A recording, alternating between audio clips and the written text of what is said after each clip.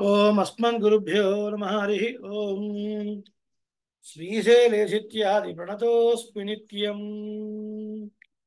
पूजन्तं राम रामेति मधुरं मधुराक्षरम् आरुह्य कविता शाखां वन्दे वाल्मीकिकोकिलं गोष्पदीकृतवारासिं मशकीकृतराक्षसं रामायण महामालारत्नं वन्दे नीलात्मजम् वेदवेद्ये परे पुंसि जाते दशरथात्मजे वेदः प्राचेदसादासीद् साक्षात् रामायणात्मना चरितं रघुनाथस्य शतकोटिप्रविस्तरम् एकैकमक्षरं प्रोक्तं महापादकनाशनम्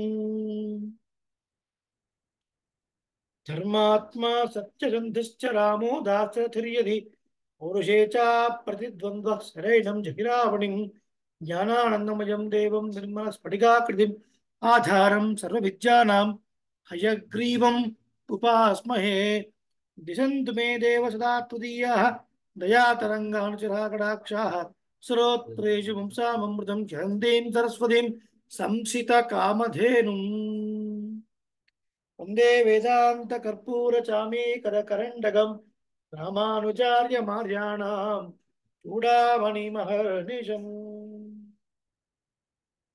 अस्मद्गुरुभ्यो नमः గోష్ఠిలో వేయించేసినటువంటి భగవద్బంధువులందరికీ కూడా స్వరూపానురూపంగా దాసోహాలు తెలియజేస్తూ ఇతిహాస శ్రేష్టము అనబడే శ్రీమద్ రామాయణంలో మొట్టమొదటి కాండ బాలకాండ. అందులో మొట్టమొదటి సర్గ అంటే చాప్టర్ సంక్షేప రామాయణం. నారద మహర్షుల వారు వాల్మీకి మహర్షికి శ్రీరామాయణాన్ని సంక్షిప్తముగా బ్రీఫ్గా ఉపదేశించినటువంటి సర్గ బాలకాండ, అయోధ్యకాండ, అరణ్యకాండ, కిష్కింధకాండ, సుందరకాండ, యుద్ధకాండ, ఉత్తరకాండ. ఈ 7 కాండలకు సంబంధించినటువంటి ఇన్ఫర్మేషన్ అంతా కూడా ఈ యొక్క సంక్షేమ రామాయణంలోనే ఉంది. కేవలం 100 శ్లోకములు. 100 అంటే 100 శ్లోకాలు. దీన్ని మనం చక్కగా తెలుసుకొని ఉచ్చారణ దోషాలు లేకుండా చక్కగా నేర్చుకొని పాలన చేసినట్టయితే 24,000 శ్లోకములు గల శ్రీమద్ రామాయణాన్ని పాలన చేసిన ఫలం కలుగుతుంది అని పెద్దలు మనకు తెలియజేస్తున్నారు. అందులో భాగంగా అనేక విషయాలను మనం సేవించి ప్రార్థనా శ్లోకాలు, వాటి యొక్క అర్థాలు, పొదుత్తనీయాలు అవన్నీ సేవించి గత సెషన్లో ఒక 5-6 శ్లోకాలు మనం సొంతగా చెప్పుకున్నాం. ఈ రోజున మొదటి శ్లోకం యొక్క అర్థాన్ని చూస్తాం. స్వామి, మీరు మెసేజ్ పెట్టినప్పుడు ఒక 5 శ్లోకాలు అర్థం చూద్దామని పెట్టచ్చు కదా. మరి ఒక్క శ్లోకం అర్థమేనా? ఈ సెషన్లో చూద్దాం. పెరుమాళ అనుగ్రహం ఉంటే 2వ శ్లోకం అర్థం కూడా తెలుసుకునే ప్రయత్నం చేద్దాం. సరే, ఈ రోజున దాసుడు మా తమ్ముడి ఇంట్లో ఉన్నాడు. ఈరోజు ఇక్కడ శ్రీ వెంకటేశ్వర స్వామి సంబంధ జ్యోతి పెట్టుకున్నారు. అక్కడ మీకు కనపడుతున్న పెరుమాళ్ళు లక్ష్మీ నరసింహస్వామి, మా ఆచార్యులు కృప చేసినటువంటి పెరుమాళ్ళు. దాసుడికి కృప చేశారు, మా తమ్ముడికి కూడా కృప చేశారు. పూజాబంధులు ఇవాళ ఇక్కడికి రావడం జరిగింది. త్రివేంద్రమణి గారిని ఒక్కసారి మనం సేవించుకొని, శ్రావణ మాసం కదా, ఒకసారి మరి వారిని సేవించుకొని మనం ముందుకు వెళదాం. అఖిల భువన జన్మస్థేమ భంగాదిలీలే వినత వివిధ భూత వ్రత రక్షైక దీక్షే శృతి శిరసి విదీప్తే బ్రహ్మణి శ్రీనివాసే భవతు మమ పరస్మిన్ సేముషీ భక్తి రూప. శ్రీనివాస పరబ్రహ్మణే నమః. చేయించుకుందాం. మొట్టమొదటి శ్లోకం. గత సెషన్లో సంత చెప్పని వారు ఎవరైనా ఒక్కసారి హ్యాండ్ రేస్ చేస్తే ఒకసారి ఆ శ్లోకాన్ని చెప్పుకొని మనం ముందుకు వెళదాం. 1 2 3 4. సరే, వదిలేద్దాం. ఇక్కడ ఉన్న వాళ్ళతో సాయిద్దాం. చెప్పండి. తపస్వాధ్యాయ నిరతం తపస్వీ వాగ్విదాంబరం నారదం పరిపప్రచ్ఛ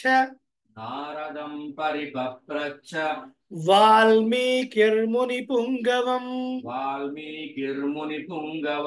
తపస్వాధ్యాయ నిరతం తపస్వీ వాగ్విదాంబరం నారదం పరిపప్రచ్ఛ వాల్మీకిర్ముని పుంగవం తపస్వాధ్యాయ నిరతం తపస్వీ వాగ్విదాంబరం నారదం పరిపప్రచ్ఛ వాల్మీకిర్ముని పుంగవం. మనం గతంలో కూడా అనేక విషయాలు మనం చెప్పుకున్నాం. మళ్ళీ ఒకసారి వాటిని మనం రివ్యూ లాగా మనం చేసుకుందాం. ఏమనుకున్నాం మనం? పరమాత్మ యొక్క ఆజ్ఞ చేత ఈ శ్రీరామాయణాన్ని ఈ భూలోకంలో ప్రవర్తింపచేయాలని చతుర్ముఖ బ్రహ్మకు ఆజ్ఞ అయినది.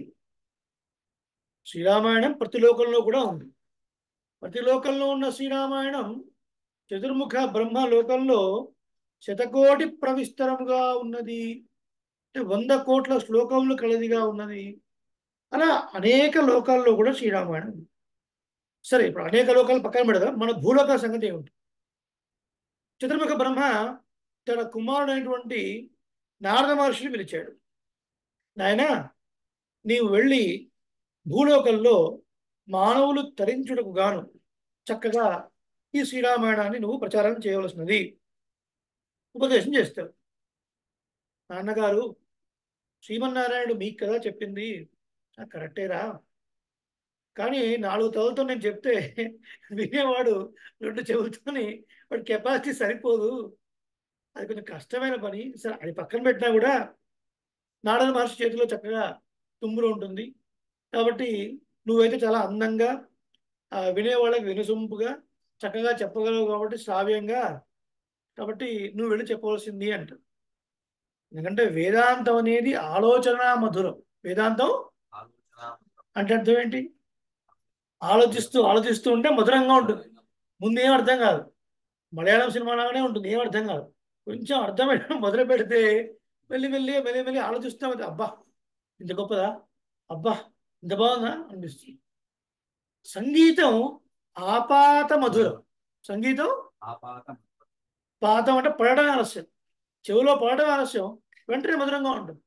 ఇప్పుడు ఆ వాయించేవాడు సాగరి రాగమా, శంకరాభరణమా, ఈ రాగమా, భీంప్లాసా, వాడికి అక్కర్లేదు. ఆ వినడం శ్రావ్యంగా ఉంటుంది, హాయి కూర్చొని వినేస్తాడు. సంగీతం దానికి ఆలోచన అక్కర్లేదు కదండి.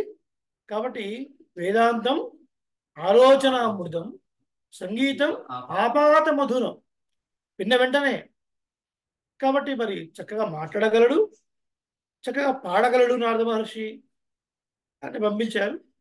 సరే, ఇంతమంది ఉండగా భూలోకంలో వాల్మీకి మహర్షియే కనిపించాడా అంటే, వాల్మీకి మహర్షి వృత్తాంతంలో మనం చాలా డీటెయిల్గా అనుభవించాం. ఎవరి వాల్మీకి మహర్షి, ఎవరి కుమారుడు. చాలామంది బోయవాడు అంటాడు, బోయవాడు కాదన్న బ్రాహ్మణుడే, ఆయన బ్రాహ్మణుడే. ఆయన వృత్తాంతం అంతా మీకు ప్లేలిస్ట్లో ఉంది, చూసుకోవచ్చు. ఆయన ఆశ్రమానికి వెళ్ళాడు. వెళ్ళిన తర్వాత సాధారణంగా పెద్దలు వస్తే ఏం చేస్తాం మనం? సాధారణంగా అర్ఘ్యపాద్యాలు ఇచ్చి వారిని ఆహ్వానిస్తాం. అయ్యా చేతులు కడుక్కోండి, కాలు కడుక్కోండి అని వీలైతే మనం పాదపూజ కూడా చేసి చక్కగా వారిని ఆహ్వానించి, మన ఇంట్లో కానీ మన ఆశ్రమంలో కానీ ఎక్కడైనా సరే మనం కూర్చున్న ఆసనం కన్నా కొంచెం ఎత్తైన ఆసనంలో వారిని కూర్చోబెడతాం, పెద్దవారిని. ఎందుకంటే ఆచార్యులకి దగ్గర కానీ మనకన్నా పెద్దవారితో ఉన్నప్పుడు మనం వారికి సమానమైన ఆసనంలో కూర్చోకూడదు అనేది శాస్త్రం. ఇవాళ అది ఎంతమంది పాటిస్తున్నాడని పక్కన పెడదు. ఇంటికి బ్రాహ్మణులు వచ్చినా కనీసం లేచి నిలబడి నమస్కారం చేయాలన్న ఒక సంస్కారం లేనటువంటి స్థితిలో మనం ఉన్నాం. కాళ్ళ మీద కాళ్ళు వేసుకొని హాయిగా రండి కాళ్ళ మీద కాళ్ళు వేసుకొని రండి కూర్చోండి, లేచి నిలబడాలి. ఎందుకో కూడా చెప్తాను, తర్వాత ఒక శాస్త్ర ప్రమాణం ఉంది, అది కూడా చెప్తాను సందర్భం వచ్చినప్పుడు. సరే, వచ్చారు, కూర్చోబెట్టారు. ఇప్పుడు మరి చతుర్ముఖ బ్రహ్మ యొక్క ఆదేశం మీద నారద మహర్షి వచ్చాడు. కొంచెం కూర్చోగానే వాల్మీకి మహర్షి రండి అని కూర్చోబెట్టుకొని ఆయన ఎందుకు వచ్చాడు, ఆయన ఏం చెప్పదలుచుకున్నాడో చెప్పాడా? చెప్పలేదు. కూర్చున్నాడు, కుశల ప్రశ్న అడిగాడు. ఆ తర్వాత వాల్మీకి మహర్షి ఏదైనా అడిగితే చెప్పాలి అనే ఉద్దేశంలో ఉన్నాడు. శాస్త్రంలో ఒక మాట ఉంది, నా పృష్ట కస్యచిత్ బ్రూయాత్, అడగబడిందే తత్వ అర్థాన్ని ఎవరికి చెప్పవద్దు, అడిగితే కానీ చెప్పాలి అని. అప్పటికే వాల్మీకి మహర్షి మనం గమనించే చరిత్రలో కొన్ని వేల సంవత్సరాలు రామనామాన్ని జపించి రామతత్వాన్ని పూర్తిగా వంటబట్టించుకొని ఉన్నాడు. ఆయనకు తెలియని విషయం అంటూ కాదు. శ్రీరామాయణము అంటే శ్రీరామచంద్రమూర్తి యొక్క అత్యద్భుతమైనటువంటి చారిత్రం. అది లోకోత్తరమైనది. దాన్ని కావ్య రూపంలో అందించి మానవాళికి మేలు చేయాలి అనుకున్నాడు. కానీ నేను రాయాలి, నేను రాస్తున్నాను అని ప్రారంభించలేదు. ముందు పెద్దల ద్వారా దాన్ని ఉపదేశంగా పొంది దాన్ని మనం చేయడం. మా ఆఫీస్లో చాలామంది ఉంటారు, సార్ మీ సెషన్స్ అటెండ్ కావడానికి మాకు టైం దొరకట్లేదు సార్. పర్వాలేదు, అయినా నేర్చుకుంటున్నాం సార్ మేము అంటే. ఎలా నేర్చుకుంటున్నారు? యూట్యూబ్లో పెట్టి నేర్చుకుంటున్నాం సార్. ఆహా, ఏం నేర్చుకున్నారు? శ్రీ విష్ణు సహస్రనామం నేర్చుకున్నాం సార్. ఓహో, శుక్లాం భరధరం తర్వాత వచ్చే శ్లోకం చెప్పండి అని. యశ్చ ధృత భక్కాజ్య పార్షద్య అపరషత అయిపోయింది. ఒకటే లైను, 10 తప్పులు. ఏది ప్రాణాక్షరము, ఏది హ్రస్వాక్షరము, ఏది ద్వికము, ఏ పరిజ్ఞానం అక్కర్లేదు. ఇప్పుడు యూట్యూబ్లో వస్తుంది, నేర్చుకో. అంటే గురువు లేని విద్య గుడ్డి విద్య అన్నారు. అందుకే గురువు లేని విద్య గుడ్డి విద్య. అలా నేర్చుకోకూడదు. గురుముఖత నేర్చుకో, గురుముఖత వినాలి. అప్పుడే మనం ఎక్కడ దోషాలు చేస్తున్నాము, ఎక్కడ మనం సవరించుకోవాలి, ఎక్కడ పెంచాలి, ఎక్కడ తగ్గాలి, ఈ విషయాలన్నీ తెలుస్తాయి. కాబట్టి మరి నేను అందించాలి అనుకున్నాడు, కానీ అలా కాదు, పెద్దల ద్వారా ఉపదేశం పొందాలి అనుకున్నాడు. ఆయన ఆలోచిస్తున్నాడు. ఆ సమయంలోనే నారద మహర్షి వచ్చాడు. నారద మహర్షి ఎవరు అంటే ఏం చెప్పాలి? శ్రీమన్నారాయణ యొక్క సంకల్పం అని చెప్పాలి. శ్రీమన్నారాయణ యొక్క సంకల్పం. చూడండి, మీరు ఒకసారి గమనిస్తే ఇన్ని పురాణాలు రాశాడు, సంకలనం చేశాడు వ్యాస మహర్షి. సరస్వతి నదీ తీరంలో కూర్చొని ఆలోచిస్తున్నాడు, తృప్తి లేదా ఆయనకి. అప్పుడు వచ్చాడు నారద మహర్షి. వచ్చి ఏదో లోతుగా వెలితిగా ఉందండి స్వామి అని.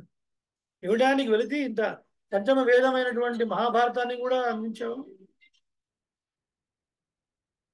అక్కడ ఇచ్చేసి పంచమ వేదమైన మహాభారతాన్ని కూడా అందించావు కదా, ఏమిటి వెలితి నీకు అంటే, స్వామి కృష్ణ పరమాత్మ చరిత్ర ఎక్కడో మధ్యలో వచ్చింది, దానికన్నా ముందు గంగా గాంగేయుడు వాళ్ళ చరిత్రలంతా చెప్పి అపవిత్రం అయిపోయింది ఆయన నోరంతా. ఏంటో వెలితి, ఏదో మహాభారతం రాశాను, 1,25,000 శ్లోకాలు రాశాను, కానీ తృప్తి లేదు అండి. విను అని భాగవత మహాపురాణాన్ని చక్కగా ఉపదేశం చేశాడు. ఎవరు? నారద మహర్షి. ఎవరికి? వ్యాసుడి కదా. అట్లా ఎక్కడైనా ఇప్పుడు వాల్మీకి మహర్షి విషయంలో కూడా మళ్ళీ నారద మహర్షి ఎక్కడెక్కడ సంకల్పం కలిగినప్పుడు అక్కడ వచ్చేస్తుంటారు. అందుకనే వాయురివ ఆత్మసాక్షి అంటాడు వ్యాస మహర్షి నారద మహర్షిని పట్టుకొని. వాయురివ ఆత్మసాక్షి. సూర్యుడు ఉదయిస్తే బయట చీకట్లు తొలగిపోతాయి, ఒక వస్తువు యొక్క యథార్థ జ్ఞానం మనకు కనబడుతుంది. లోపలేముందో తెలియదు, కానీ నారద మహర్షి లాంటి వాడు బయట లోపల తెలుసుకోగలడు. వాయువు ఎట్లయితే లోపలికి వెళ్ళి ఆ మనసులో ఏముందో తెలుసుకుంటుందో, అట్లా నారద మహర్షి లోపల ప్రవేశించగలడు, బయట ప్రవేశించగలడు అన్నట్టుగా వాయురివ ఆత్మసాక్షి. వాయు ప్లస్ ఇవ ఆత్మసాక్షి, వాయురివ ఆత్మసాక్షి. సో అట్లా శ్రీమన్నారాయణ యొక్క సంకల్పమే నారద మహర్షి. ఇప్పుడు వారిని కూర్చోబెట్టి ఈ ప్రశ్న, మొట్టమొదటి శ్లోకం. తపస్వాధ్యాయ నిరతం తపస్వీ వాగ్విదాం వరం నారదం పరిపప్రచ్ఛ వాల్మీకిర్ముని పుంగవం. నారదం, నారద మహర్షిని పరిపప్రచ్ఛ, తత్వ జిజ్ఞాసతో ఇట్లా అడిగేను. పృచ్ఛకుడు అంటే ఎవరు? ప్రశ్న అడిగేవాడు అని అర్థం. పరిపప్రచ్ఛ అంటే జిజ్ఞాసతో బాగుగా ఆలోచించి అడిగేవాడు అని అర్థం. తత్వ జిజ్ఞాసతో, పరిపప్రచ్ఛ అన్న పదాన్ని తత్వం తెలుసుకోవాలి అనే ఉద్దేశంతో అడిగిన వాళ్ళకి మాత్రమే ప్రయోగిస్తారు. మనలాంటి వాళ్ళు ఏమడుగుతాం మనం? విత్తు ముందా, చెట్టు ముందా, గుడ్డు ముందా, కోడి ముందా, ఈ దిక్కుమాల ప్రశ్నలే మనకు వస్తాయి. అది ఏది ముందైతే మనకు అక్కర్లేదు. అది తత్వం కానే కాదు, అది పక్కన పెడదాం. వాల్మీకి మహర్షి అలాంటి ప్రశ్నలు అడిగే అవకాశం లేదు కదా. తత్వ జిజ్ఞాసతోని అడిగింది. కొంతమంది తెలుసు తత్వ జిజ్ఞాసతో అడిగాను కాబట్టి పరిపప్రచ్ఛ అని అన్నారు. పరిపప్రచ్ఛ ఇక్కడ విభక్తిని బట్టి, ప్రథమా విభక్తి ద్వితీయ విభక్తిని బట్టి ఎవరెవరికి ఎన్ని విశేషణాలు చెప్పబడ్డాయో మనం తెలుసుకోవాలి ఈ శ్లోకం. ఇది చాలా గొప్పదైన శ్లోకం, మంగళకరమైన శ్లోకం ఇది.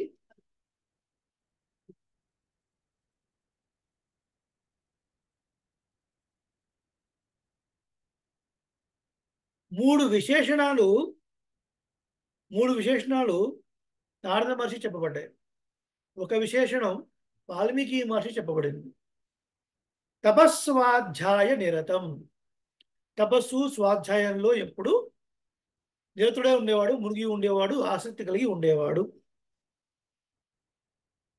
వాగ్విదాం వరం. వాక్కులు పలకడంలో శ్రేష్టమైన వాడు. ముని పుంగవం. మునులలో శ్రేష్టమైన వాడు. ఈ మూడు నారద మహర్షికి విశేషణాలు. తపస్వి అని ఒక పదం కూడా వచ్చింది కదా, అది వాల్మీకి మహర్షికి విశేషం. వాల్మీకి మహర్షికి విశేషం. డిస్ప్లే చేస్తున్నాను చూడండి. శ్లోకం చూస్తే బాగా అర్థం.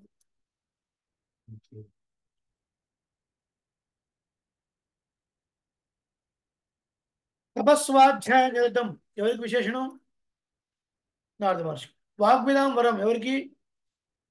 ముని పుంగవం నారద మహర్షి. తపస్వి ఎవరికి? వాల్మీకి మహర్షి.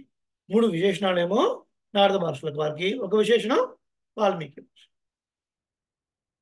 తపస్వాధ్యాయ నిరతుడు, బాగా మాట్లాడేవాడిలో గొప్పవాడు, శ్రేష్టమైన వాడు, మునులలోకెల్లా శ్రేష్టమైన వాడు అయినటువంటి నారద మహర్షిని తపస్వి అయినటువంటి వాల్మీకి మహర్షి తత్వ జిజ్ఞాసతో ఇట్లు ప్రశ్నించెను అని ఈ శ్లోకం యొక్క అర్థం.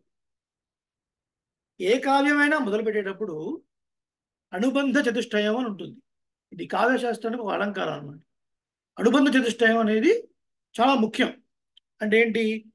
ఇందులో విషయం ఏంటి, ప్రయోజనం ఏంటి, అధికారి ఎవరు, సంబంధం ఏమిటి, ఈ 4 విషయాలు అన్నమాట. విషయం సాక్షాత్తు పరమాత్మ శ్రీమన్నారాయణుడు అవతారమైనటువంటి శ్రీరాముడు కదా. అధికారి మోక్షేచ్ఛ కలవాడు, పురుషార్థములను కోరిక కలవాడు, ధర్మ అర్థ కామ మోక్ష పురుషార్థములు కోరువాడు. ఫలము ఇవన్నీ మనకు తెలుస్తూనే ఉన్నాయి. అందులో ఈ మొట్టమొదటి సర్గలోనే ఆ లాస్ట్లో 90 నుంచి అన్ని కూడా ఫలశ్రుతే అంతా. శ్రీరామాయణం సేవిస్తే కలిగే లాభాలు ఏంటి? దొంగల భయం ఉండదు, అతివృష్టి ఉండదు, అనావృష్టి ఉండదు. అలాగే స్త్రీలు ఎక్కువ కాలంగా విధవరాలుగా ఉండరు, ఎప్పుడు ధనధాన్య సమృద్ధిగా ఉంటుంది. ఏ యుగంలో ఉన్నా ఇది కృతయుగమా అన్నట్లుగా ఉంటుంది. కృతయుగంలో ధర్మం 4 పాదాల మీద నడిచింది, కలియుగంలో ఒకటే పాదం మీద ఉంది. అలాంటిది అందరూ చక్కగా శ్రీరామాయణాన్ని అనుష్ఠిస్తే ఇది కలియుగమా కృతయుగమా అన్నట్లుగా ఉంటుంది. అలా ఎన్నో ఎన్నో పరిస్థితులు చెప్పబడ్డాయి. సంబంధం అంటే ఈ సేవించే వాళ్ళకి అందులో విషయం సంబంధం ఏమిటి, జీవాత్మ పరమాత్మ సంబంధం, అర్థపంచకం, ఇవన్నీ మనకు తెలుస్తాయి. ఇది ఎంత అద్భుతమైన శ్లోకం అంటే, తపస్వాధ్యాయ నిరతం అంటే అర్థం ఏం చెప్పుకోవాలి? చాలా అర్థాలు గోవిందరాజీయులు మనకి ఇచ్చారు. ఇందులో మనకు కావాల్సిన అర్థాలంటే మనకు అర్థమైన అర్థాలు మనం తీసుకుందాం. ఇప్పుడు వాల్మీకి మహర్షి తను లోకోత్తరమైన కావ్యాన్ని అందించాలనుకున్నా కూడా పెద్దల ద్వారా వినాలనుకున్నాడు. దానికి కారణం ఏంటంటే, ఆచార్యాదైవ విద్య విదిత సాధిష్టం ప్రాపదు ఆచార్యవాన్ పురుషో వేద. ఆచార్యుల ద్వారా పొందబడిన విద్యయే ఫలాన్ని చేకూర్చేదిగా ఉంటుంది, మనకు ఫలాన్ని ఇవ్వగలదు. ఆచార్యవాన్ పురుషో వేద. ఆచార్యుడు ఉన్నవాడే తెలుసుకున్నవాడు అవుతారు. అందుకనే చూడండి, ఎక్కడ వెళ్ళినా కూడా మీ ఆచార్యులు ఎవరండి అంటారు కదా. దాన్ని బట్టి మన జ్ఞానం మనం ఎవరు ఏంటి అనేది తెలిసిపోతుంది. అక్కడ వాళ్ళ యొక్క జ్ఞాన అనుష్ఠానం బట్టి వీడిని బేరీజ్ చేస్తాడు కదా.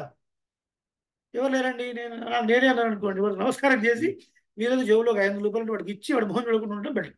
అట్లా నాకు ఆచార్యులు ఎవరు లేరు, అంతా నేనే నేర్చుకుని చెప్తున్నాను అంటే వాడి మొహం కూడా చూడాల్సిన అవసరం మనకు లేదు. కాబట్టి ఆ ప్రక్రియను అనుసరించి, శాస్త్ర మర్యాదను అనుసరించి పెద్దల ద్వారా వినాలి అని ఈ ప్రశ్న వేస్తున్నాడు వాల్మీకి మహర్షి. తపస్సు స్వాధ్యాయం. వ్యాకరణ శాస్త్రంలో మనకు ఒక సూత్రం ఉంది, అల్పాచతరం పూర్వం. ఏంటది? అల్పాచతరం పూర్వం అంటే ఒక సమాసం ప్రయోగించినప్పుడు కొన్ని పదముల కలయిక సమాసం. అందులో తక్కువ అక్షరాలున్న పదం ముందు రావాలి, ఎక్కువ అక్షరాలున్నది తర్వాత రావాలి. తపస్సు స్వాధ్యాయం. తపస్వాధ్యాయ కలిపినప్పుడు తపహ 2 అక్షరాలు, స్వాధ్యాయ ఎక్కువ 3 అక్షరాలు. ముందు తపస్సు వచ్చిన తర్వాత స్వాధ్యాయం. తపస్సు అంటే ఏంటి? స్వాధ్యాయం అంటే ఏంటి చూద్దాం. తపః అంటే తపో విద్యాత విప్రస్య నిశ్రేయసకరం పరం తపసా కల్మషం హంతి విద్యయా జ్ఞానమస్తుతే.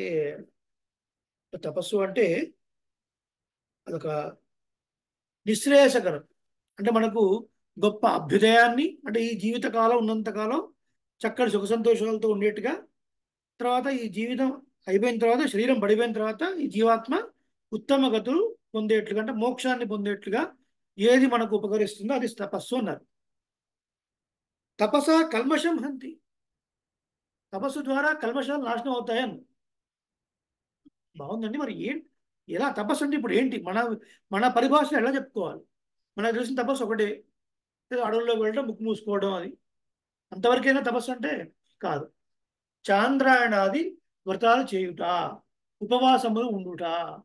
చాంద్రాయణాది వ్రతాలంటే చంద్రుడు కళలు పెరుగుతున్న కొద్దీ ఆహారాన్ని పెంచుట, కళలు తగ్గుతున్న కొద్దీ ఆహారాన్ని తగ్గించుట. పౌర్ణమి రోజు 15 ముద్దలు, అలా తగ్గుతున్న కొద్దీ ఒక్కొక్క ముద్ద తక్కువ చేసుకుని రావడం. అమావాస్య రోజు అసలు ఏమి తినకుండానే ఉండడం, మళ్ళీ పాడ్యం రోజు ఒక ముద్ద, విజయ రోజు 2 ముద్దలు, అలా తినుకుంటూ ఉండడం. ఆహారం మీద ఒక కంట్రోల్ పెట్టుకొని ఉండడం. ఆ, తర్వాత పుణ్యతిథులందు, ఏకాదశి లాంటి పుణ్యతిథులందు ఉపవాసం ఉండడం, ఇది తపస్సు అనబడుతుంది. ఇది ఒక అర్థం. ఉపవాసం వల్ల ఏంటి ప్రయోజనం అని మనం ఇప్పుడు వాళ్ళని అడిగితే ఏం చెప్తారంటే, సైన్స్లో కూడా ఒక రీసెర్చ్ చేశారండి. క్యాన్సర్ రాకుండా టీ సెల్స్ ఏదో కారణం అట, ఉపవాసం ఉంటే ఆ క్యాన్సర్ రాదట అని ఒకరు. ఎప్పుడు ఏదో తింటూ ఉండటం వల్ల ఎప్పుడు మిషన్ లోపల గ్రైండర్ తిరుగుతూనే ఉంటుందండి. కనీసం ఒక్క రోజన్నా రెస్ట్ చేయాలి కదండి. ఫ్యాక్టరీస్లో కూడా వారానికి ఒకసారి మెయింటెనెన్స్ అని చేసి వీకెండ్ వాటి గ్రీస్ పోయడము, ఆ ఏ పని లేకుండా వాటిని కాస్త రెస్ట్ ఇస్తారు. అలా మన బాడీలో ఉన్న కడుపులో కూడా ఈ మన యంత్రానికి రెస్ట్ చేయాలి కదండి అని ఒకడు. ఏమో రకరకాలు చెప్తాం. పుణ్యం వస్తుందండి అని ఒకరు. రకరకాలు. ఇంకా గుర్తుపెట్టుకోవాలి ఏంటంటే, శాస్త్రం ఎప్పుడు కూడా ఏదైనా ఒక ప్రయోజనం చెప్తుంది అంటే దిక్కుమాల శరీరం గురించినటువంటి ప్రయోజనం చెప్పనే చెప్పదు. ఇది పోయేది, ఇది పడిపోయేది, దీని గురించి చెప్పనే చెప్పదు. దేని గురించి చెప్తుంది? ఆత్మోజ్జీవనం గురించి చెప్తుంది. ఆత్మ ఉజ్జీవించడానికి ఏది అవసరమో అది పరిస్థితి చెప్తుంది. మనకు పైకేమో శరీరానికి సంబంధించిన పరిస్థితి లాగా కనపడుతుంది, కానీ కొంచెం లోపల అర్థాలను మనం గమనిస్తే జీవాత్మ ఉజ్జీవించడం కోసం కావాల్సినటువంటి అర్థాలని మనకు చెప్తుంది. ఏమిటయా తపస్సు వల్ల అంటే, తినడానికి యోగ్యమైన పదార్థాలు చుట్టూ ఉన్నప్పటికీ కూడా వాటి మీద మన నియంత్రణ, కంట్రోల్ కలిగి ఉండి ప్రయత్నపూర్వకంగా వాటిని తినకుండా ఉండటం వల్ల ఏమవుతుందంటే స్వార్థం తగ్గుతుంది, స్వార్థం తగ్గిపోతుంది కదా. నాకు ఇది కావాలి, అది కావాలి, నా ఇంట్లో 10 స్వీట్లు ఉన్నాయి, నలుగురు వచ్చారు, వీడికి ఎందుకు పెట్టాలి, నేనే రాత్రిపూడి తినాలి, నా పిల్లవాళ్ళే తినాలి, నా భార్య తినాలి, మా అమ్మాయి తినాలి, మా తమ్ముడే తినాలి, ఇంటికి వచ్చిన వాడికి పెట్టొద్దు, ఈ దుర్బుద్ధి ఉండదు. ఇది దేనివల్ల వస్తుంది? స్వార్థం వల్ల వస్తుంది. స్వార్థానికి కారణం కోరిక. ఇవన్నీ ఇంటర్లింక్ అనమాట. కోరిక, కోరిక నుంచి స్వార్థం, ఇవన్నీ వస్తూ ఉంటాయి. ఈ తపస్సు చేయడం వల్ల, అంటే ఈ ఉపవాసాది వ్రతాలు మన పెద్దలు ఎందుకు పెట్టారంటే, ఆయన తినడానికి అనుభవించడానికి యోగ్యమైన అన్నీ ఉన్నా దాని మీద నువ్వు కంట్రోల్ పెట్టుకుంటే ఏమవుతుందంటే ఫస్ట్ నీకు స్వార్థం తగ్గుతుంది. స్వార్థం తగ్గినప్పుడు కోరికలు తగ్గుతుంది. స్వార్థము కోరికలే నువ్వు చేసే అన్ని అడ్డమైన పనులకు కారణం కదా. నేను ఎదగాలి అంటే వాడిని ముంచాలి, నేను బాగుపడాలి అంటే వాడిని లాస్ చేయాలి, నేను ఎదగాలి అంటే వాడిని పైకి రాకుండా వాడిని సైడ్ చేయాలి. ఇలా ఎన్నో ఎన్నో విధానాల ద్వారా వాడిని మోసం చేసి నేను డబ్బు సంపాదించాలి. ఇది నాకు నాకు నాకు అనుకోవడం ఏమవుతుంది అంటే స్వార్థానికి దారితీస్తుంది. దానివల్ల వీడు చేయరాని పనులు చేస్తాడు, చేసి మళ్ళీ మళ్ళీ హీన జన్మల్లో పుడుతూ ఉంటాడు, అనేక కష్టాలు పడుతూ ఉంటాడు. కాబట్టి ఈ తపస్సు ఎందుకు పెట్టారు? ఈ ఉపవాసం అనే దానికి చాలా గొప్ప అర్థం ఇది. చాలా తక్కువ మంది, తక్కువ సార్లు మీరు విని ఉంటారు ఇలాంటి అర్థాన్ని, కానీ మీరందరూ గుర్తుపెట్టుకోవాలి. ఉపవాస దీక్ష వల్ల మనకు కలిగే ప్రయోజనం మొట్టమొదటిది ఏంటిది? స్వార్థం తగ్గడము, కోరికలు తగ్గడము, తద్వారా పాపము చేయాలనే ఆలోచన తగ్గిపోతుంది. చాలదా మనిషికి? అది ఎప్పుడైతే తగ్గిపోయిందో క్రైమ్ తగ్గిపోతుంది కదా. అది ఎప్పుడైతే తగ్గిపోతుందో ఎదుటివాడికి మేలు చేయాలన్న ఆలోచన ఆటోమేటిక్గా వస్తుంది కదా. ఎదుటివాడికి మంచి చేయాలి, ఉన్న దాంట్లో 10 ఎదుటివాడితో పంచుకోవాలి అనే ఆలోచన వస్తుంది. చాలు. భగవంతుడికి ఇష్టమైన కార్యం చేయడమే పుణ్యము, దానికి రివర్స్లో ఉన్నదంతా కూడా పాపమే. అలాంటి తపస్సు చాంద్రాయణాది వ్రతం చేసినటువంటి వాడు నారద మహర్షి. తపస్సు అంటే ఒక అర్థం. అలాగే విద్య చేత జ్ఞానం కూడా వస్తుంది దీని తర్వాత. అందుకే తపస్సు అంటే జ్ఞానం అని ఒక అర్థం చెప్పారు. తపస్సు అంటే చాంద్రాయణాది వ్రతాలు, ఉపవాస దీక్షలు. అలాగే తపస్సు అంటే జ్ఞానము అని ఇంకొక అర్థం. తప ఆలోచనే అని ఇంకొక అర్థం. జ్ఞానం అని ఎట్లా చెప్తారు మీరు? తపస్సు అంటే జ్ఞానం అనే అర్థం ఎట్లా వస్తుందండి అంటే, తప ఆలోచనే అని ఒక ధాతు ఉందండి. లోచనం అంటే ఏంటి? లోచనం అంటే కళ్ళు అని అర్థం, ఐస్. ఆలోచనే కంటి చుట్టూ ఆవరించి ఉండేది జ్ఞానం, అంతే కదా. ఇది వెబ్ క్యాము, ఇది మౌస్, అది పెరమాళ్ళు, ఎట్లా చెప్తున్నాం మనం? కంటి ద్వారానే కదా. దీని చుట్టూ ఉన్నటువంటి జ్ఞానం. అందుకని తప ఆలోచనే అంటే జ్ఞానం అని ఒక అర్థం తపస్సు అంటే. తర్వాత తపస్సు అంటే వేదం అని కూడా ఒక అర్థం. తపోహి స్వాధ్యాయ, వేదము అని ఒక అర్థం ఉంది. తపస్సు అంటే వ్యాకరణము అని ఒక అర్థం ఉంది. తపస్సు అంటే వ్యాకరణము అని అర్థం. తర్వాత తపస్సు అంటే సొత్తు, ధనము అని ఒక అర్థం. అంటే తపస్సే ఓ ధనంగా కలిగినటువంటి వాడు అని ఒక అర్థం. అంటే ఇవన్నీ కూడా నారద మహర్షిలో ఉన్నాయి అని చెప్పడం అర్థం. దీని అర్థం ఎందుకు చెప్పుకుంటున్నాం మనం? ఇవన్నీ నారదలో ప్రస్ఫుటంగా ఉన్నాయి అలాంటి వాడు. తర్వాత స్వాధ్యాయ నిరతం, తపస్సులోను స్వాధ్యాయంలోను ఎప్పుడు మునిగి ఉండేవాడండి అని చెప్తున్నాం. స్వాధ్యాయం అంటే తపస్సు అంటే ఎట్లాగైతే వేదం అని అర్థం ఉందో, స్వాధ్యాయం అంటే కూడా వేదం అని అర్థం ఉంది. దానికి సంబంధించిన శాఖను అధ్యయనం చేయుట. కేవలం అధ్యయనమే కాదండి, అధ్యాపనం కూడా చేయటం. అధ్యయనం అంటే మనం చదువుకోవడము, చదువుకుంటే 10 మందికి చెప్పడం అధ్యాపనం. బ్రాహ్మణ, క్షత్రియ, వైశ్య ఈ 3 వర్గాలకి వేదాన్ని అధ్యయనం చేసే అధికారం ఉంది. కానీ అధ్యాపనం, టీచింగ్ మాత్రం బ్రాహ్మణుడికే ఉన్నది. బ్రాహ్మణుడికే ఉన్నది. ఇది వింటున్న వాళ్ళకి కొన్ని సందేహాలు కూడా తీరుతాయి అనుకుంటున్నాను. సరే, నెంబర్ 2. ఇంకపోతే స్వాధ్యాయం అంటే వేద జపములు అని అర్థం ఉంది. అంటే ఎప్పుడు నారాయణ నారాయణ నారాయణ మంత్రంతో జపం చేస్తూ ఉంటాడు నారద మహర్షి.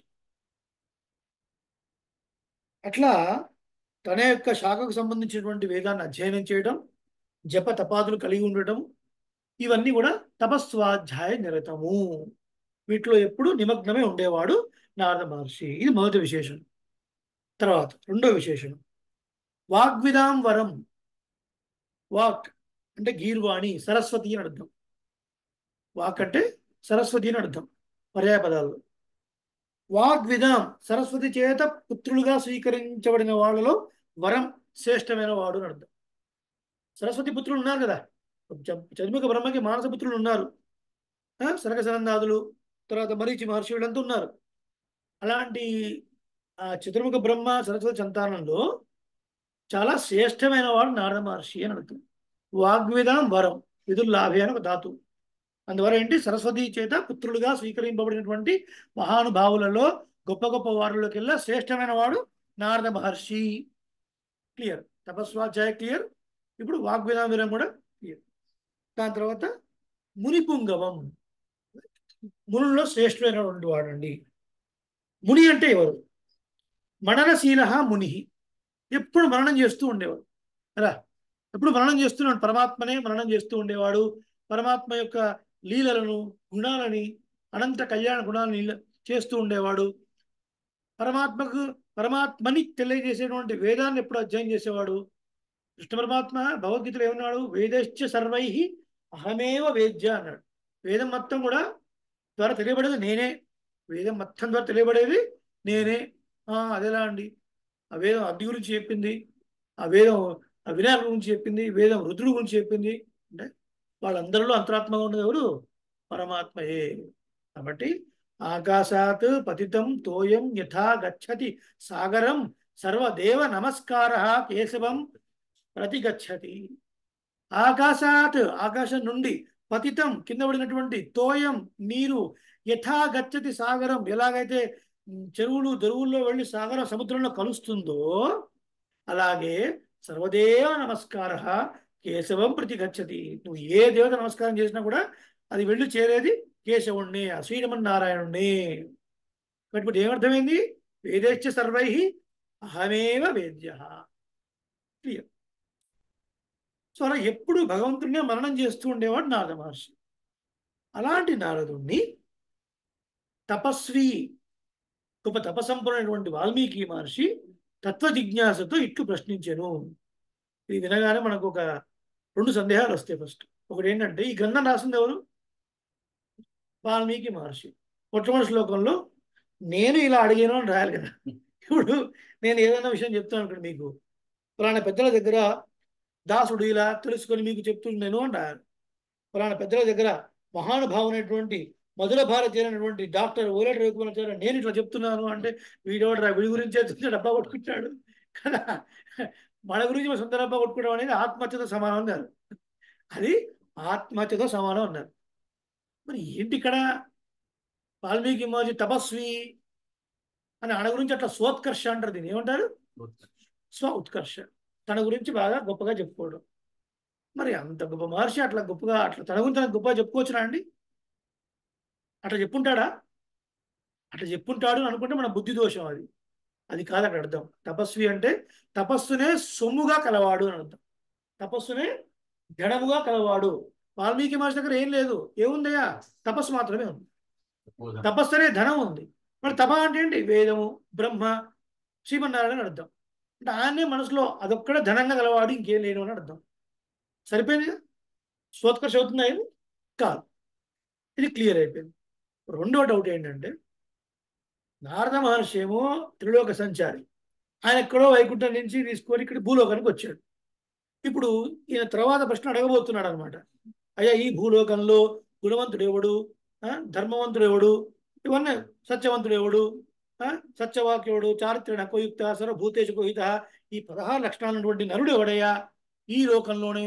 నువ్వు ఎప్పుడో ఏదో లోకంలో చెప్తావేమో, అట్లా కాదు, ఈ లోకంలో ఇప్పుడున్న కాలంలో అస్మిన్ లోకే సాంప్రతం లోకే అడిగాడు.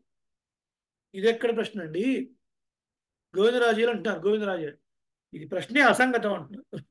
ఈ ప్రశ్నే అసంగతం, సంబంధం లేని ప్రశ్న అంటున్నారు చమత్కారంగా. ముంబైలో ఒకరు ఉన్నారు.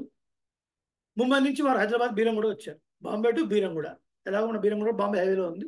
సరే, బాంబే నుంచి వాడు కూడా వచ్చాడు. ఆ వచ్చిన వాడిని పట్టుకొని, అయ్యా బీరంగూడలో మహాపండితులు ఎవరు చెప్పండి అంటే, ఎవరే నువ్వు ఉండేది ఇక్కడ, నేనుండేది బాంబేలో. బాంబేలో నేను ఏరియాలో పండితులు ఎవడు అంటే చెప్తా కానీ, నీ బీరంగూడలో పండితులు ఎవడు అంటే నాకెలా తెలుస్తుంది కదా కదా. మరి ఇప్పుడు ఈ ప్రశ్న అట్లాగే ఉంది కదా. ఈ లోకంలో ఉన్నటువంటి వాల్మీకి మహర్షి అయ్యా ఈ లోకంలో గొప్పవాడు అడగకుండా, సరే అది తర్వాత వస్తుంది అని అడుగుతున్నాడు చాలా చమత్కారంగా. అంటే ఏంటంటే దాని అర్థం, ఈయనకు తెలుసు ముందే రాముడే అని తెలుసు, కానీ ఆచార ఉపదిష్టం కావాలి, ఆచార నోట్లోంచి ఉపదేశంగా పొందాలి, అప్పుడు కానీ గ్రంథం రాయాలి. అది శాస్త్ర మర్యాద.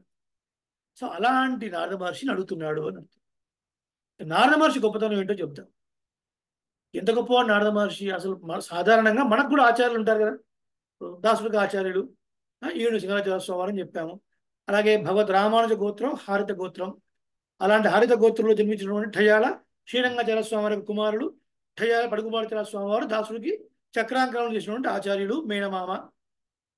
మరి గ్రంథాధ్యయనం అంతా కూడా TTD Alvar Prabandha project special officer Singaracharya Swami వారు. ప్రబంధం కల్లాం చక్రవర్తి తిరువేంకటాచార్య స్వామి వారు, కందాడి రామానుజాచార్య స్వామి వారు, సముద్రాల వెంకట రంగరామానుజాచార్య స్వామి వారు. ఓ టాప్. విష్ణు పురాణ ఉపదేశం చిన్నజీవ స్వామి వారు సాక్షాత్తుగా. అబ్బా, అమ్మో, చాలా గొప్పవారండి. ఇంతవరకు ఓకేనా? ఇంకేమైనా ఉందా? చెప్పుకుందాం. పెద్దజీవ స్వామివారు మాకు నేరుగా ఉపదేశం చేశారండి. కొండల స్వామివారండి, ఇప్పుడు మడవాడ మామూలు అండి, ఇప్పుడు రామానుజులు అండి. మా గురువులు రామానుజులు. రామానుజుల కాలంలో నేను ఉన్నాను, వారే సాక్షాత్తుగా నాకు ఉపదేశం చేశారు. అబ్బా అబ్బా, ఎంత గొప్పది. ఇప్పుడు ఈ నారద మహర్షి ఎంత గొప్పవాడు అంటే, ఈ మనం సేవించినటువంటి ఆచార్యులందరూ కూడా తత్వాన్ని చక్కగా అర్థం చేసుకొని మానసికంగా పరమాత్మను దర్శించినటువంటి మహానుభావుడు. కానీ నేరుగా ఆ లోకానికి వెళ్ళి చూసిన వారు ఎవరు ఉన్నారా? ఇప్పుడు చూసి బ్యాక్ వచ్చిన వాడు ఎవరు ఉన్నారా? మరి నారద మహర్షి అటు వెళ్ళి నారాయణతో మాట్లాడతాడు, ఇక్కడ వచ్చి అన్ని లోకాలు తిరుగుతాడు కదా. మరి ఇంత గొప్ప ఆచార్యుడు తిరగడం అంటే మామూలు విషయం అసలు. ఎంత గొప్ప ఆచార్యుడు!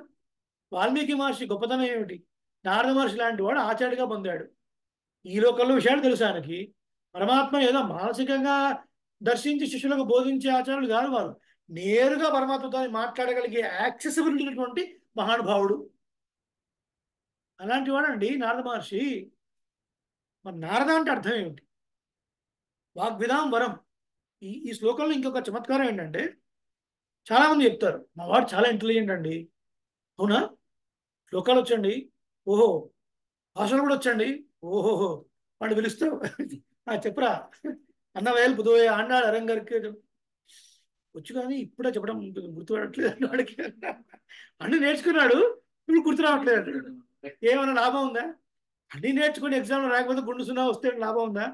లేదు. ఇక్కడ నారద మహర్షి ఎలాంటి వాడు అంటే, తపస్సు స్వాధ్యాయం కలిగిన వాడు, అవసరం వచ్చినప్పుడు ధారాళంగా చెప్పగలిగిన వాడు కూడా. అందుకే వాగ్విదాం వరం అన్నాడు కదా. మాట్లాడే వాళ్ళలో శ్రేష్టమైనటువంటి వాడు అన్నాడు. కేవలం నాలెడ్జ్ ఉంటే ఉపయోగం లేదు. వాడికి అన్నీ తెలుసండి, ఉపయోగం లేదు. అవసరమైనప్పుడు చెప్పగలగాలి దాన్ని చాలా విశదంగా, ఎక్కడ ఏ సందేహం లేకుండా కూడా దాన్ని నివృత్తి చేయగల సామర్థ్యము జ్ఞానము ఉండాలి. అది ఆచార లక్షణము. జ్ఞానము అనుష్ఠానం.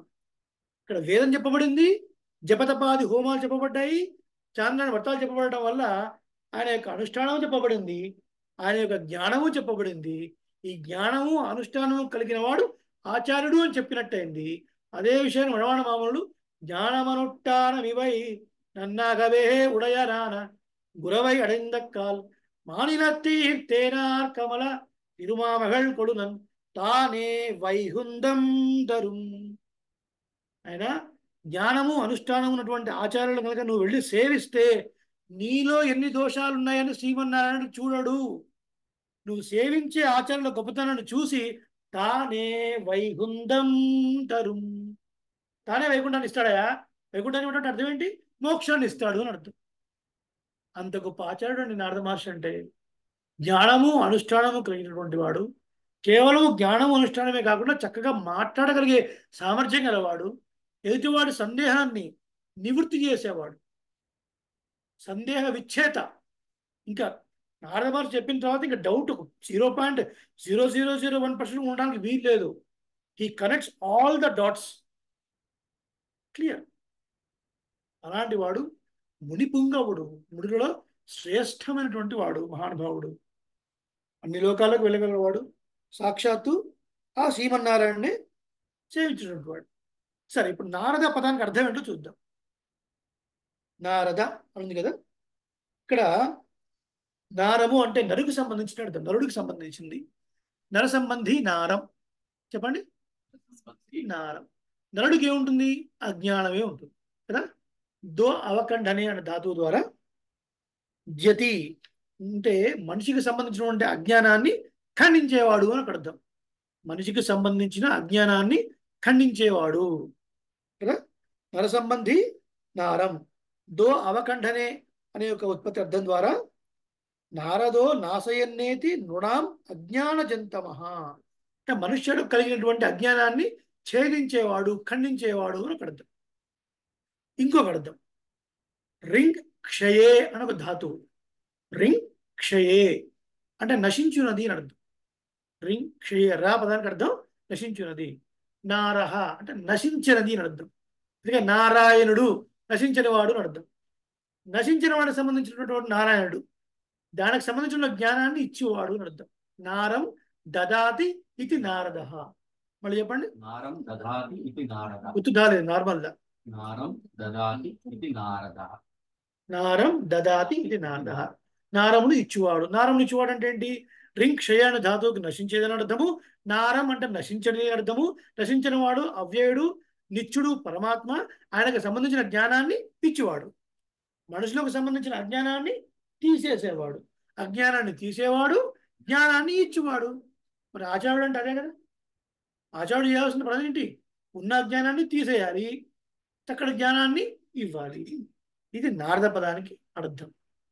నారదం పరిపప్రచ్చ అటువంటి గొప్పవాడైనటువంటి నారద మహర్షిని తత్వ జిజ్ఞాసతోని ఇట్లా అడిగాను అన్నారు.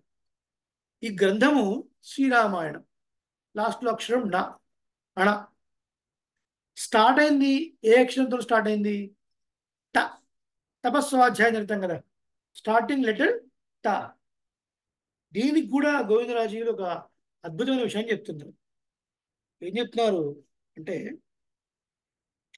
వస్తు లాభకరో నస్తు తకార సౌఖ్యదాయక. ఈ నకారం వల్ల వస్తు లాభం కలుగుతుందట. నకారం అదే తకారంతో స్టార్ట్ అయింది. రామాయణం అనే గ్రంథము తకారంతో స్టార్ట్ అయింది. నకారం వస్తులాభాన్ని ఇస్తే తకారం సౌఖ్యం వచ్చేది, సౌఖ్యాన్ని కలిగిస్తుంది అని. అంటే ఆ గ్రంథ ప్రారంభంలో సెలెక్ట్ చేసుకునేటువంటి మొట్టమొదటి అక్షరానికి అంత ప్రాధాన్యం ఉంది. ఇది చాలా సూక్ష్మమైన విషయాలు ఇవన్నీ కూడా. వీటన్నిటిని ఎక్కడి నుంచి ఇస్తున్నారు అంటే, సాహిత్య చూడామణి అని ఒక గ్రంథం, సాహిత్య చూడామణి అని, దాంట్లోంచి ఇక్కడ ప్రమాణాలు తీసి ఇలా తకారం సౌఖ్యం ఇస్తుంది కాబట్టి తకారంతో స్టార్ట్ అయింది కాబట్టి శ్రీరామాయణాన్ని పాలన చేసిన వాడికి సౌఖ్యము. ఏ సౌఖ్యం అండి? ఇహలోక సౌఖ్యము, పరలోక సౌఖ్యము. ఇంతకన్నా కావాల్సింది ఏముంది? అలా ఈ గ్రంథం ప్రారంభం యొక్క విశేషణాన్ని కూడా చెప్తున్నారు మహర్షి గోవిందరాజీయులు. ఇదంతా గోవిందరాజీయ వ్యాఖ్యానం. ఇదంతా ఈ శ్లోకానికి. గోవిందరాజీయులు మామూలు వాడు కాదండి. గోవిందరాజీయ స్వామి వారు సుమారు ఒక 500 years బ్యాక్ అనుకుంటా, తిరుమల క్షేత్రంలో మనకు స్వామివారి సన్నిధికి ఎదురుగా ఆంజనేయ స్వామి సన్నిధి ఉంటుంది. మనం కొబ్బరికాయలు కొడతాం, బేడి ఆంజనేయ స్వామి వారిని. అలాగే మనం అక్కడ హారతి కూడా ఇస్తుంటాం. అక్కడ ఒకసారి స్వామి సేవించుకోవడానికి వెళ్ళారు గోవిందరాజీయులు.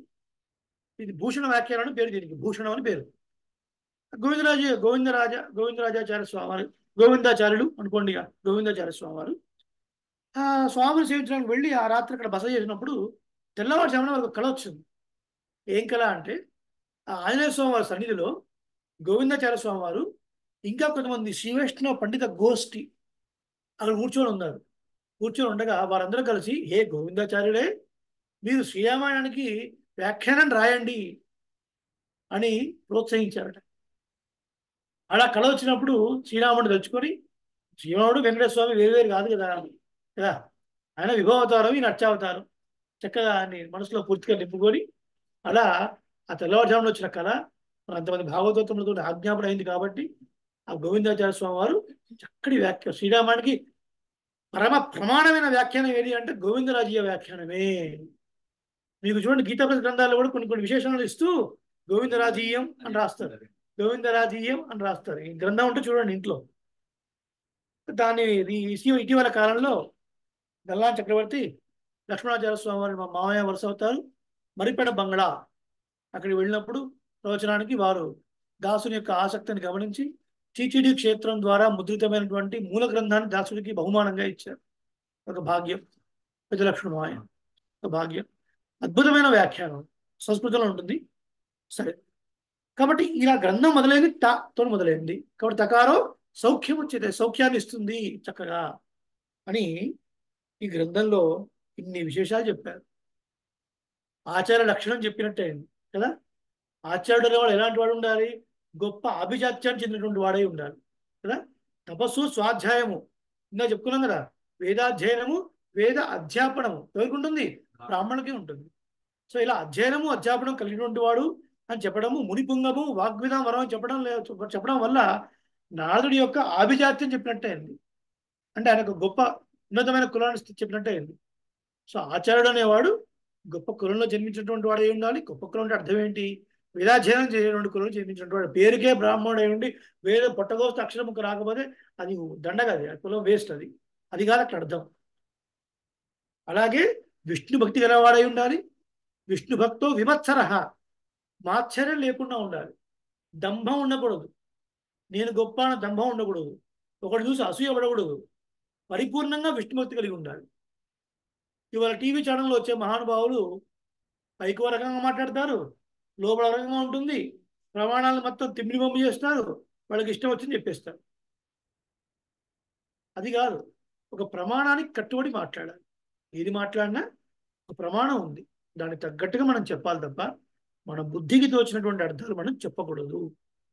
ఒకవేళ సందేహాలు ఉంటే పెద్దల ద్వారా మనం వెళ్ళి వాటిని తీర్చుకొని ఇలా కాదు ఇలా అని చెప్పాలి తప్ప సొంతంగా నిర్ణయాలు తీసుకొని రామ అనే పేరుని ఒక మంత్రంలోంచి రా అని తీసుకున్నారండి, ఒక మంత్రంలోంచి మా అని తీసుకున్నారని ఇలాంటి లేనిపోని కల్పితాలు చేసి ప్రమాణాన్ని మసిబూసి మాడకాయ చేసినట్టుగా చెప్పకూడదు. కానీ ఇవాళ వాళ్ళకే బ్రహ్మరథం పడుతున్నారు. అది పక్కన పెడదాం. కాబట్టి ఆచార్యుడు అనేవాడు అభిజాత్యానికి చెందినటువంటి వాడు ఉండాలి, అలాగే జ్ఞానము కలిగి ఉండాలి, అనుష్ఠానం కూడా ఉండాలి. ఏదో ఒకటి మాత్రమే ఉంటే ప్రయోజనం లేదు. దానివల్ల ప్రయోజనం శూన్యం. కొంతకాలం వరకు షైన్ అవ్వచ్చేమో కానీ అది ఎక్కువ కాలం ఉండదు. నువ్వు ఏం చెప్తున్నావో దాని అనుష్ఠాన క్రమంలో పెట్టుకో. శ్రీరామాయణం చదవండి అని అందరూ నేర్పించుకుంటూ శ్రీరామాయణం కనీసం రోజుకు ఒక శ్లోకం చదవకపోతే ఏంటి ఉపయోగం? ఉపయోగం లేదు. కాబట్టి మనం ఆచరించాలి, 10 మందికి చెప్పాలి. ఉపవాసం వల్ల పాపబుద్ధి తగ్గుతుంది, స్వార్థం తగ్గుతుంది అని తెలిసినప్పుడు మనము ఉపవాసం ఉండాలి. ఎదుటి వాళ్ళకి ఆ విషయాన్ని చెప్పి వాళ్ళతో చేయించాలి. అంతేగాని స్లిమ్ కావడం కోసము దానికోసం ఉపవాసాలు చేయొద్దు. రకరకాల పదార్థాలు చేసుకొని తినడం కోసం ఉపవాసం చేయొద్దు. కాబట్టి మొట్టమొదటి శ్లోకం యొక్క అర్థం తపస్వాధ్యాయ నిరతం తపస్వి వాగ్విదాంబరం నారదం పరిపప్రచ్ఛ వాల్మీకిర్ మునిపుండం. శ్రావణ మాసంలో చక్కగా మొట్టమొదటి శ్లోకాన్ని మనం ఇందులో సేవించాం. చాలా అద్భుతమైనటువంటి శ్లోకం ఇది. ఎన్నెన్నో లోతులు కలిగినటువంటి ఈ శ్లోకం. దీని ద్వారా శిష్య లక్షణం కూడా చెప్పినట్టయింది, ఆచార లక్షణం కూడా చెప్పినట్టయింది. ఏమంటే మీరు ఇప్పటిదాకా ఆచార లక్షణమే చెప్పారు కదా, నారద మహర్షి గురించే మనం ఇప్పటిదాకా చెప్పుకుంది నేను చాలా గొప్పవాడండి అని. మరి శిష్య లక్షణం ఏంటి ఇక్కడ? పరిపప్రచ్ఛ అన్నారు కదా. వాల్మీకి మహర్షి వారిని చక్కగా ఆహ్వానించి వారికి నమస్కారం శుశ్రూష చేసి సాష్టాంగం చేసి చెప్పాడు. శ్రీకృష్ణ పరమాత్మ చెప్పాడు, ఒరే అర్జున, నీకు నేను చాలా విషయాలు చెప్తున్నాను కానీ ఇది గీతాశాస్త్రం బోధించినప్పుడు, కానీ నేను చెప్పే స్థితిలో నేను ఆ పద్ధతిలో లేను. నువ్వు వినడానికి యోగ్యంగా నువ్వు కూడా లేవు. ఇప్పుడు చెప్పేవాడు గురువు కదండి, ఆయన పైన ఉండాలి, శిష్యుడు కింద ఉండాలి. అర్జునుడేమో పైన కూర్చున్నాడు రథంలో, కృష్ణుడేమో రథం దొరుకుని కింద కూర్చున్నాడు. తర్వాతనేమో మరి ఆచార్య దగ్గరికి వచ్చినప్పుడు మరి చక్కగా ఒక పద్ధతిగా రావాలి, సాష్టాంగం సమర్పించి కూర్చోవాలి. ఆయన సూటు బూటు హ్యాట్ 3 ఉన్నాయి, ఆయన పాదరక్షలు ఉన్నాయి, కవచాలు ఉన్నాయి, కిరీటం కూడా ఉంది. సూటు బూటు హ్యాట్ వేసుకుని నువ్వు ఉన్నావు, అలా నువ్వు ఉండకూడదు. నేను ఇక్కడ ఉన్నా, నేను ఇట్లా చెప్పకూడదు. సరే అత్త కొడుకు అని చెప్పి నేను నీకు నీ మీద ఉన్నటువంటి స్నేహంతో నేను చెప్తున్నాను కానీ ఒరే లక్షణం ఏంటో తెలుసుకో. తత్వజ్ఞానం పొందాలి అనుకున్నటువంటి శిష్యుడు తద్విద్ధి ప్రతిపాతేన పరిప్రశ్నేన సేవయా ఉపదేక్షంతి తే జ్ఞానం జ్ఞానిన తత్వదర్శిన అన్నాడు. తద్విద్ధి ప్రణిపాతేన, వారు జ్ఞానవంతులు అని తెలుసుకుని వారి దగ్గరికి వెళ్ళి ప్రణిపాతం సాష్టాంగ దండప్రమాణం సమర్పించి వారికి సేవ చేసి ఆ తర్వాత వినయంగా వారిని ప్రశ్నించి కనుక్కోవాలి. వినయంగా ప్రశ్నించాలి. ఓ నువ్వు రామాయణం చదివినవాడు కదా, నాకు డౌట్ ఉంది చెప్తావు, నాకు డౌట్ ఉంది చెప్తావు ఏమో అడుగుతుంటాడు చమత్కారం. అంటే జిగీషు ప్రశ్న, జిజ్ఞాసు ప్రశ్న అని ఉంటాయి. తత్వాన్ని తెలుసుకోవాలి, వీరు సమర్థులు చెప్పడానికి, తత్వాన్ని తెలుసుకోవడానికి నేను అడుగుతున్నాను అన్న భావనతో అడిగితే జిజ్ఞాసు ప్రశ్న అంటారు. జిగీషు ప్రశ్న అంటే వీడిని ఏదో రకంగా ఇరకాటంలో పెట్టి వీడికి సమాధానం రాకుండా చేసి నేను ప్రశ్న అడిగి వీడికి తెలియదు నాకు తెలుసు అనిపించుకోవాలి అనుకున్నాడు కొంతమంది ఉంటారు. అర్థమైందా? అర్థమవుతుందా? ఏమిటి వాడికి తేడా ఏంటి? ఒకడేమో జిజ్ఞాసు ప్రశ్న. జిజ్ఞాసు ప్రశ్న అంటే తత్వాన్ని తెలుసుకోవాలి అనే ఉద్దేశంతో పెద్దల యందు గౌరవ భావాలు కలిగి వారికి సాష్టాంగం చేసి వారికి సేవ చేసి అడిగే ప్రశ్న. జిగీషు ప్రశ్న అంటే ఏదో ప్రశ్న అడగాలి, ఈయనకు సమాధానం తెలియదు అనిపించాలి ఆ నోటితోని, ఓ ఆయన తెలియదు నాకు తెలుసు అనిపించుకోవాలి అన్న భావనతో అడిగే ప్రశ్నలు జిగీషు ప్రశ్న. ఇక్కడ వాల్మీకి మహర్షి జిజ్ఞాసు ప్రశ్న వేశారు. తత్వాన్ని తెలుసుకోవాలి అనే ఉద్దేశం, అందుకనే పరిపప్రచ్ఛ అన్న పదాన్ని వాడాడు. మైత్రేయ ప్రతిపత్త అభిధీయతే విష్ణు పురాణంలో కూడా వస్తున్నారు. మైత్రేయుడు పరాశర మహర్షిని ఇలా అడిగాను, పరిపప్రచ్ఛ అని వస్తుంది. మైత్రేయుడికి 80 సంవత్సరాలు, పరాశర మహర్షికి 20 సంవత్సరాలు. ఆచార్యుడు చాలా చిన్నవాడు, శిష్యుడు చాలా పెద్దవాడు, రివర్స్లో ఉంటుంది జనరల్గా. అలాంటి వాడు పరాశర మహర్షి జ్ఞానాన్ని తెలుసుకొని వచ్చి ప్రణిపాతం చేసి, అయ్యా ఈ లోకాలు ఎలా ఏర్పడ్డాయి, అసలు మూల కారణం ఏమిటి, జగత్తుకు చాలామంది ఉన్నారా, ఒకడే ఉన్నాడా, ఎవరి నుంచి లోకాలు వస్తున్నాయి, ఎవరు రక్షిస్తున్నాడు, ఎవరు వీటిని లయం చేస్తున్నాడు, ఇది చేసేవాళ్ళంతా వేరే వేరే వాళ్ళ, ఇదంతా ఒక్కడి నుంచే వస్తుందా, తెలుసుకోవాలని ఉంది ఆచార్య అని ప్రతిపాదన చేసి వారి దగ్గర తెలుసు. ఇది శిష్య లక్షణం చెప్పినట్టే. పరిపప్రచ్ఛ అని చెప్పడం వల్ల వాల్మీకి మహర్షి యొక్క శిష్య లక్షణం చెప్పినట్లే. ఆ మూడు విశేషణాలు జ్ఞానము, అనుష్ఠానము, వాగ్విధానం చెప్పడం వల్ల ఆచార లక్షణం కూడా చెప్పినట్టే. ఇది ఏదో కొంత భాగమే అంతే. ఇంకా వివరించాలంటే పెద్దలు మహానుభావులు ఇంకా చాలా లోతుగా వివరిస్తారు. మనకు అర్థమైన విషయాలను మనం ఇంతవరకు తెలుసుకోం బిడ్డ. రేపటి రోజున మళ్ళీ కొన్ని విశేషాలను మనం సేవించే ప్రయత్నం చేద్దాం. యదక్షర పదభ్రష్టం మాత్రాహీనం తు యద్భవేద్ తత్సర్వం క్షమ్యతాం దేవ. నారాయణ నమోస్తుతే. కాయేన వాచా మనసేంద్రియైర్వా బుద్ధ్యాత్మనా వా ప్రకృతే స్వభావాద్ కరోమి యద్యత్ సకలం పరస్మై నారాయణాయేతి సమర్పయామి. సర్వం శ్రీకృష్ణార్పణమస్తు. మంగళాశాసనపరైః మదాచార్య పురోగమైః సర్వైశ్చ పూర్వైరాచార్యైః సత్కృతాయాస్తు మంగళం. వేద వేదాంత వేద్యాయ మేఘశ్యామలమూర్తయే పుంసాం మోహనరూపాయ పుణ్యశ్లోకాయ మంగళం.